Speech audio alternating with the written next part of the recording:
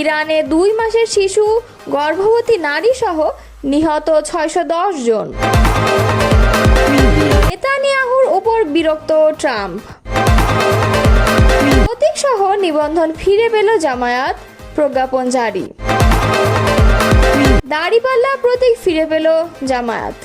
এতক্ষণ শুনছিলেন সংবাদ শিরোনাম, এবারে বিস্তারিত। 12 দিনের ইসরায়েলি বিমান হামলায় ইরানে কমপক্ষে 610 জন নিহত হয়েছেন এবং 4746 জন আহত হয়েছেন বলে জানিয়েছে দেশটির স্বাস্থ্য মন্ত্রণালয়।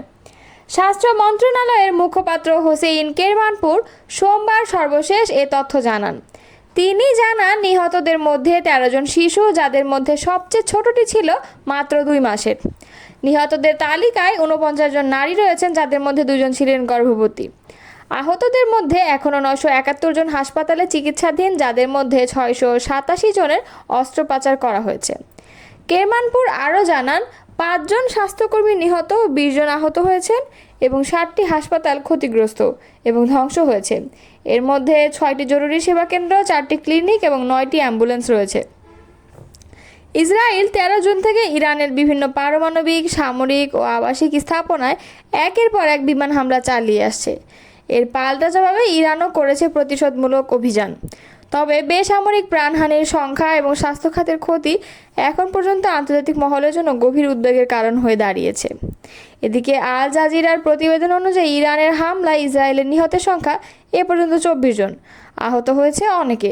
ইসরায়েলের স্বাস্থ্য মন্ত্রণালয় এই ব্যাপারে বিস্তারিত কিছু জানায়নি।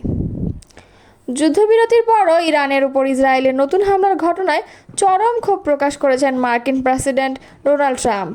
প্রধানমন্ত্রী বেনিয়ামিন নেতানিয়াহুর প্রতি বিরক্ত হয়েছেন বলে জানিয়েছে আল জাজিরার যুক্তরাষ্ট্র প্রতিনিধি ফিল লাভেল বলেন, ট্রাম্প স্পষ্টতই নেতানিয়াহুর প্রতি খুবই বিরক্ত। এমনকি বলা যায় তিনি নিজেকে বিশ্বাসঘাতকতার শিকার মনে করছেন। ইউরোপে একটি ন্যাটো সম্মেলনে যাওয়ার আগে সাংবাদিকদের সঙ্গে কথা বলেন ট্রাম্প। সেখানে তিনি বলেন, ইসরায়েল এবং ইরান দুপক্ষই যুদ্ধবিরতির চুক্তি ভেঙেছে, যা অত্যন্ত হতাশাজনক। তবে ফিল লাভেল বলেন, যদিও ট্রাম্প দুপক্ষেরই বিরুদ্ধেই কথা বলেছেন, তবুও তার বেশি রাগ ছিল ইসরায়েলের উপর, বিশেষ করে নেতানিয়াহুর আচরণের কারণে। ওয়াশিংটন সূত্র জানায়, যুদ্ধবিরতির প্রস্তাবে নেতানিয়াহুর সমর্থন পাওয়ার পর ট্রাম্প কাতারের সহায়তায় ইরানের সাড়া আদায়ের চেষ্টা করেন, কিন্তু এর কিছুক্ষণের মধ্যেই ইসরায়েল ইরানে হামলা চালায়।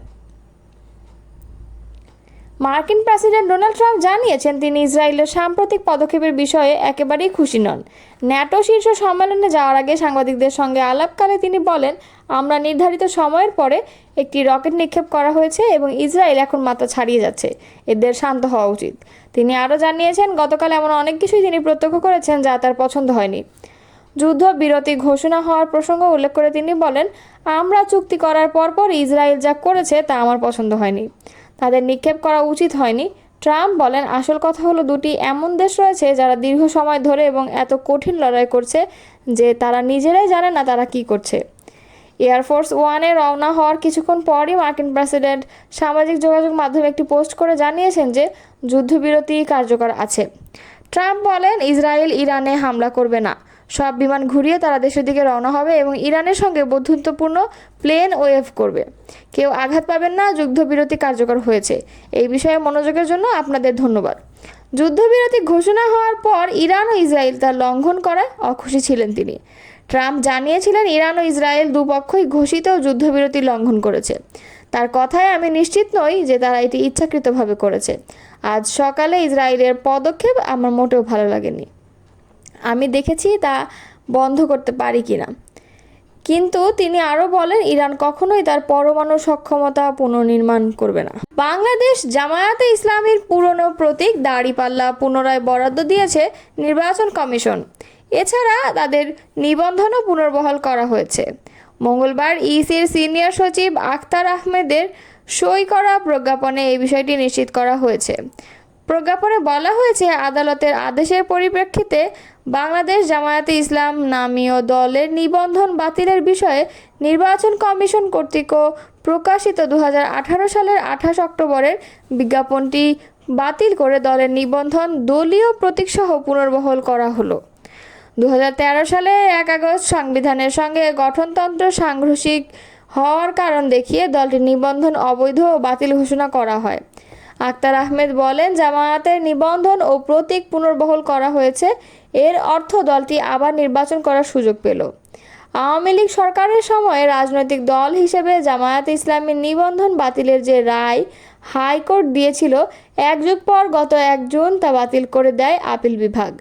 সর্বোচ্চ আদালত আদেশে বলেছিলেন, সাংবিধানিক প্রতিষ্ঠান হিসেবে এখন নির্বাচন কমিশন জামায়াতে ইসলামীর নিবন্ধন ও প্রতীকের বিষয়ে পরবর্তী পদক্ষেপ নেবে। আদালতের আদেশের পর জামায়াতের নিবন্ধন ও দাড়িপাল্লা প্রতীক ফেরত দেওয়ার বিষয়ে কুরবানি ঈদের আগে 4 জুন কমিশন সভায় সিদ্ধান্ত নেয় ইসি। সভা শেষে সেদিন ইসি আব্দুল ফজল মোহাম্মদ সানাউল্লাহ বলেছিলেন, নির্বাচন কমিশন নীতিগত সিদ্ধান্ত নিয়েছে জামায়াত দলীয় নিবন্ধন ও প্রতীক ফেরত পাবে, তবে দলীয় প্রতীকটি ফেরতের ক্ষেত্রে দাপ্তরিক প্রক্রিয়া শেষ করতে সময় লাগবে। এর 3 সপ্তাহের মাথায় প্রজ্ঞাপন প্রকাশ করল ইসি সচিবালয়। দাড়িপাল্লা প্রতীকসহ নিবন্ধন ফিরে পেল বাংলাদেশ জামায়াতে ইসলাম। মঙ্গলবার নির্বাচন কমিশন থেকে জারিকৃত এক প্রজ্ঞাপনে এ তথ্য জানানো হয়।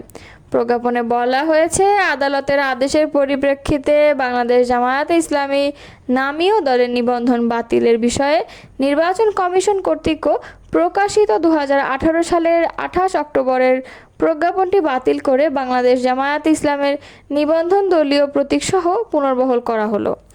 এর আগে গত 4 জুন দলীয় প্রতীক দাড়িপাল্লার সঙ্গে বাংলাদেশ জামায়াতে ইসলামের নিবন্ধন ফেরত দেওয়ার নীতিগত সিদ্ধান্ত নেয় ইসি।